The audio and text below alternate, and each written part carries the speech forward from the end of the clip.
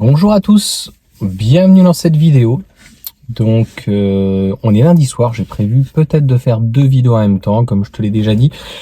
J'aime pas trop forcément faire des vidéos en conduisant parce que t'es pas concentré à 100%. Mais ça n'empêche que ça peut marcher, tu vois, ça m'a libéré énormément de temps pour le coup, pendant que grossièrement on est dans les bouchons, quand on est en train de conduire.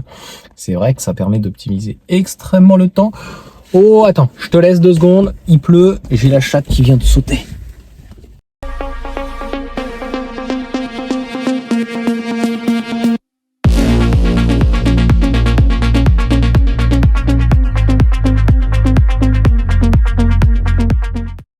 Bon, tu vois, c'est du direct live. Donc, direct live, je vais être assez court, donc sur ce 3008. J'ai plus le chiffre exact en tête. C'est pas ça qui est le plus important. L'information, entre guillemets, vient de Caradisiac et je la comprends et je suis en fait tout à fait d'accord alors avec eux. Il faut savoir que sur Caradisiac, il y a plusieurs journalistes. En tout cas, je n'ai pas relevé exactement le nom de la personne, donc du journaliste. Et le titre, il est tout trouvé. Le titre, il est le Peugeot 3008, donc sur une grosse batterie. Ça va arriver. Il y a des personnes qui vont acheter donc celle de 98 kWh, plus lourd qu'un Porsche Cayenne. Donc je sais de quoi je parle. Et puis c'est pas que, il n'y a pas d'histoire de entre guillemets putaclic. Ça pourrait être un Q7, ça pourrait être un Touareg, ça pourrait être un X6, X5. Tu m'as compris là-dessus. Donc, et je suis totalement d'accord avec le raisonnement et en fait, pourquoi aussi j'en parle et que je développe cette information. J'ai fait plusieurs comparatifs sur le 3008 où on voit bien que c'est pas la puissance qui est déraisonnable, hein, clairement, c'est la batterie. Encore une fois, la consommation n'est pas en fonction de la taille de la batterie, surtout en tout cas de la puissance du moteur. C'est vraiment ce qui fait la consommation d'un véhicule, c'est la bonne gestion, c'est le CX, c'est le fait que Kia est très fort là-dessus, le fait qu'on aime ou qu'on n'aime pas, mais il y a des écrans, donc tu n'as plus de rétroviseur, le fait que ça soit extrêmement profilé au niveau aussi des enjoliveurs, des jantes, des pneus, que tout soit travaillé. Et on peut pas dire qu'aujourd'hui, il y ait un constructeur sur ce type de profil où ça soit parfait. Peut-être Mercedes, honnêtement, mais ça peut jamais de toute façon être parfait. Parce que finalement, l'idéal, c'est d'avoir une batterie LFP qui est malheureusement un petit peu plus lourde, mais qui a bien beaucoup d'avantages. Donc pour revenir en tout cas du véhicule et au Peugeot 3008, je l'ai dit, malgré mon vieil âge ou jeune âge, ça dépend à l'âge où tu me regardes. Les Peugeot, donc j'adore la marque Peugeot.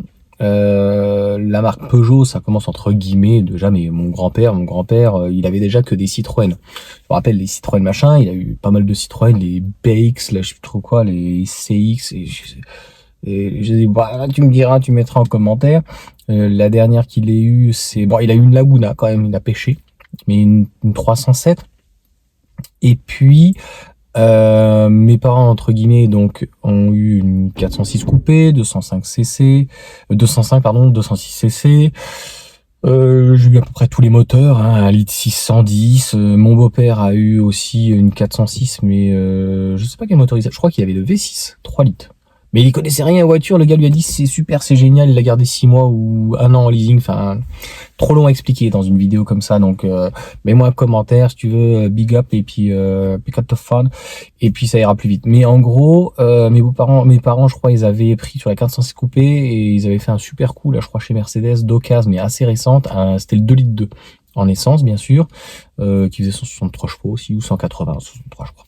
Et moi j'ai eu donc pour le coup ma femme, donc on s'est rencontrés comme ça avec une 206 cc, on a eu une 206 plus entre guillemets ensemble qui était de ma belle-mère, j'ai eu une 207 cc, j'ai eu un 6 THP, on a eu récupéré le 3008 de beau papa donc en 2 litres HDI, je crois que c'est le premier HDI que j'ai eu, j'avais une C4 coupée et ils m'ont prêté en attendant donc une Xara 2 litres HDI sans turbo 190 chevaux.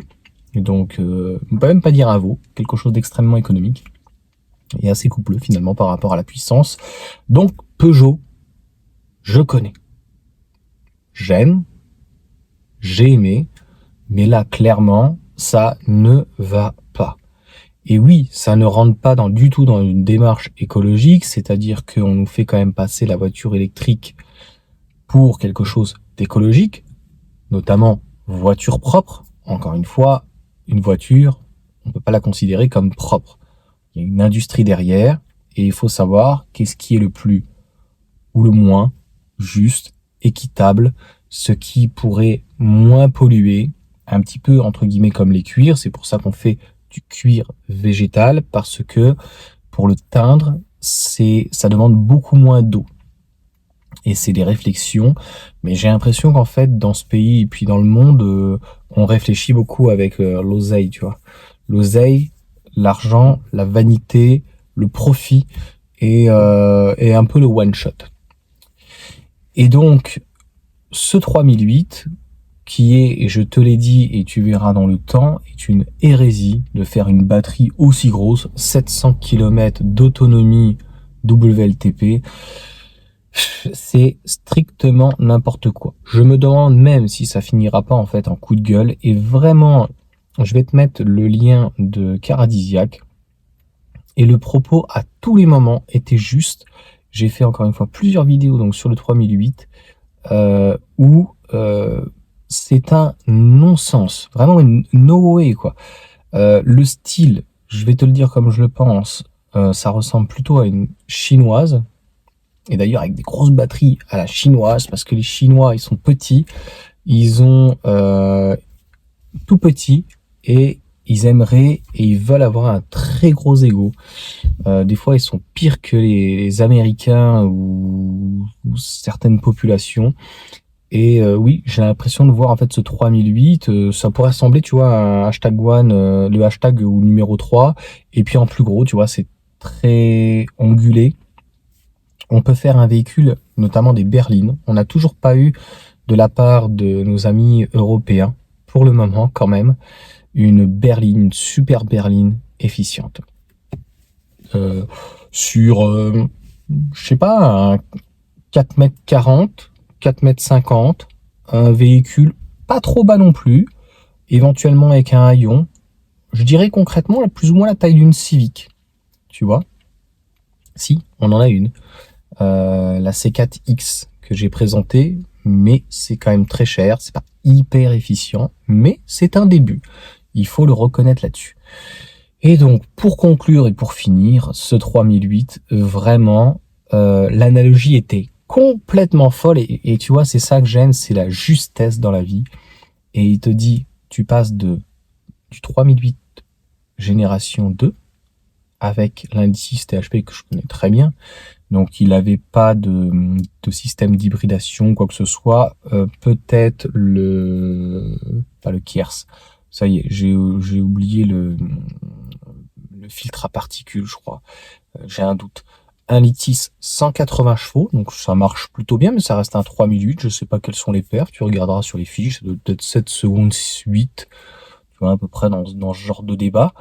Un véhicule vigoureux, on va dire, avec boîte 6, ou peut-être il a la boîte en taux, le AT8, qui est quand même 100 fois mieux que le AT6, qui a malheureusement des défauts. Le plus important, c'est quand même la fiabilité. Au-delà des performances, c'est très bien. Au-delà du style, c'est quand même la fiabilité qui est vachement important. Et une tonne 410, une tonne 4. Et là, mais on n'en est pas loin, de toute façon, même sur la 73 kW, la 73 kWh, on va être pas trop loin. Je sais plus, la batterie fait 500 kg. C'est délirant. C'est choquant. Franchement, quand tu aimes Peugeot, le Lion, à la base, ça a toujours été des véhicules plutôt légers. C'est vrai qu'il y a eu la 307 qui était déjà assez travaillée. La 308 était encore plus longue. Ça n'a pas toujours aimé, un petit peu comme la 996, la mal aimée.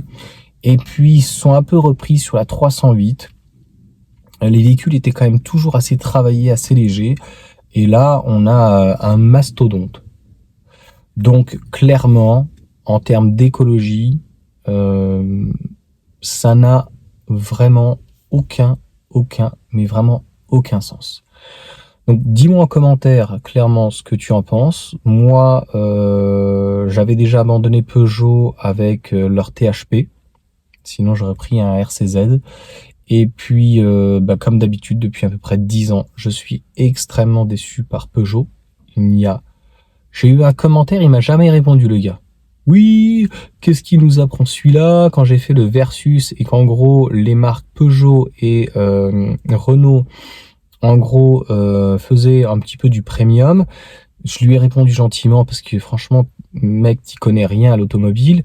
Il nous apprend rien celui-là, c'est quoi, c'est beauf, ta vidéo et tout. T'as le droit de mettre un message, y a pas de souci. J'ai été, franchement, je l'ai dit, à un moment donné, en fait, je ne prendrai plus le temps pour les gens qui ne sont pas intéressants, qui n'en valent pas la peine. Et clairement, c'est pas parce qu'en fait ils essayent de tendre sur du premium que Peugeot et Renault sont en capacité, à n'importe quel niveau, de faire un véhicule comme les Allemands. Je suis désolé, c'est pas une question d'être chauvin, c'est une question d'être juste. Je ne sais pas comment te dire, est-ce que Peugeot Renault a fait une Passat V8? Je crois que c'était une W8 en plus, c'était 2V4. Est-ce que, je sais pas, ils ont fait des phaétons, un truc de fou avec des V10 TDI? Ouais, il y a eu un V10. Je me demande si c'était pas un V12 Le Mans. Mais c'est resté Le Mans, parce que pour le coup, l'Audi en V12 TDI, il a été mis dans le 407, j'allais dire, dans le Q7.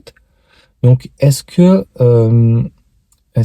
voilà, les marques françaises, donc Renault ou Citroën, où on peut pas parler pour le coup, ça y est, j'ai oublié le nom finalement, qui est passé du côté allemand là. Tu me diras, donc pas Lamborghini.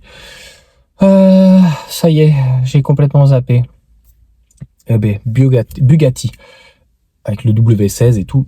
Mais enfin, même Citroën, parce que Citroën avait récupéré un donné Lamborghini, ils avaient mis foutu un V8 et tout, mais qu'est-ce que tu veux que je te dise? Audi est capable de te vendre une Audi A1 en 3 cylindres 1 litre, et puis aujourd'hui ils ont encore un V10 5 litres 2 sur une Audi GT, j'allais dire, une Audi R8. Je sais pas, est-ce que Peugeot, Citroën ou Renault a déjà fait une Audi R8? Ouais, ils ont fait une RCZ, mais ça en est resté là, quoi. Une RCZ, c'est bon, c'est un style de ouf. C'est un super châssis, c'est un super style, mais le moteur, c'est de la merde. La boîte est un peu mieux, mais ça reste une Peugeot. Je suis désolé. Je suis désolé pour toi. Donc, voilà.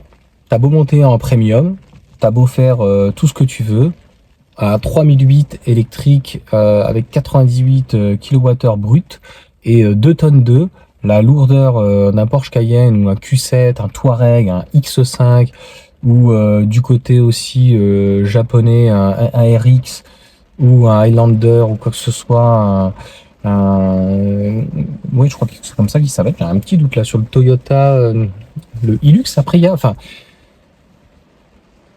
non. Là, vraiment, je comprends pas du tout en fait où veut aller Peugeot.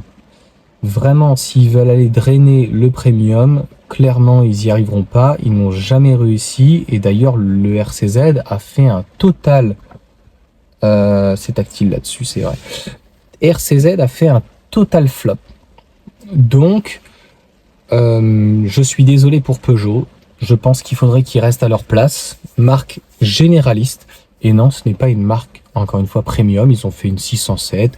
Ils ont essayé la C6. Ils ont mis des V6 3 litres en coopération avec Ford.